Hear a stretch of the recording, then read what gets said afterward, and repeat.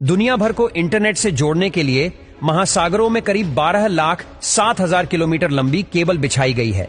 अभी समुद्र के नीचे करीब 426 सबमरीन केबल्स है, जिनकी कुल लंबाई लगभग 13 लाख किलोमीटर है। गूगल, माइक्रोसॉफ्ट और फेसबुक जैसी बड़ी इंटरनेट कंपनियां इन्हें बिछाती हैं। कई बार समुद्री शार्कों ने इन केबल्स को चबाने की कोशिश की है। इसके बाद केबल्स के ऊपर शार्क प्रूफ वायर रैपर लगाना शुरू किया गया।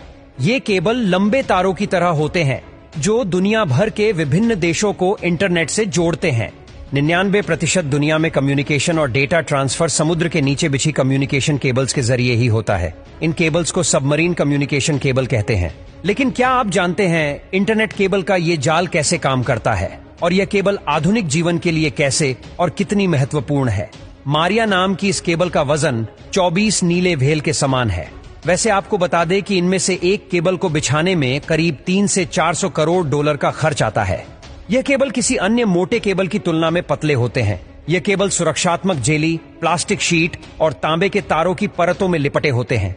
लेकिन अपने पतले आकार के साथ भी ये केबल अविश्वसनीय रूप से 100 गीगाबाइट प्रति सेकंड डेटा भेज सकते हैं और आने वाले नए केबल तो 400 गीगाबाइट प्रति सेकंड डेटा भेजने में सक्षम है।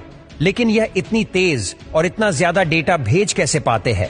दरअसल इनमें सूचनाओं को फाइबर ऑप्टिक्स के जरिए प्रकाश किरणों के रूप में भेजा जाता है। इस तकनीक में डेटा भेजने की गति बहुत अधिक होती है। इन केबल को बिछाना एक जटिल प्रक्रिया है, जिसमें योजना बनाने से लेकर केबल बिछाने तक 1 वर्ष तक का समय लग सकता है।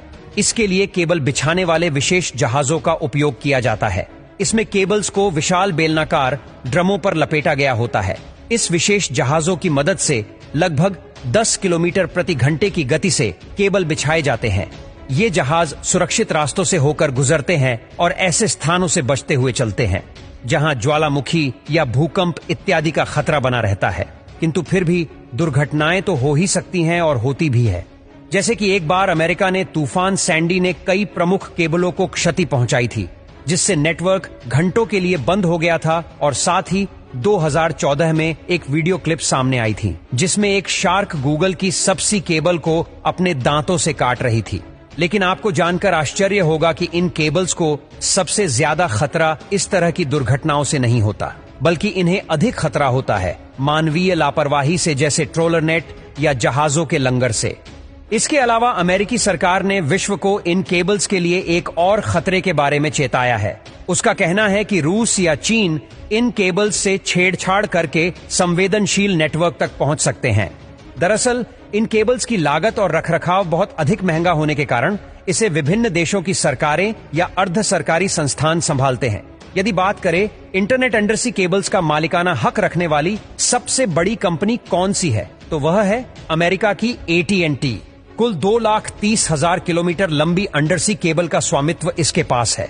इन केबल्स की दूसरी बड़ी मालिक है चाइना टेलीकॉम। इसके अलावा अन्य केबल्स के 50 अलग अलग मालिक हैं, जिनमें कुछ टेक फर्म्स हैं, कुछ स्थानीय सरकारी एजेंसियां हैं और कुछ बिजनेस है। समुद्र के नीचे बिछी इन केबल्स के लिए ज्यादातर निवेश जिन कंपनियों से आया है वह है फेसबुक, गूगल और अमेजॉन। यह कंपनियां अटलांटिक, प्रशांत और हिंद महासागर को पार करने वाले केबल के विशाल हिस्सों की मालिक हैं। ये इन्हीं के जरिए अपने डेटा सेंटर्स को जोड़ती है और प्रयास करती है कि ज्यादा से ज्यादा लोगों तक पहुंच सके। इंटरनेट का समुद्र के नीचे बिछी इन केबल्स का जाल अपने आप में एक आकर्षक दुनिया है। हमारा जीवन बहुत तेजी से समुद्र में छिपी इन तारों पर निर्भर होता जा रहा है।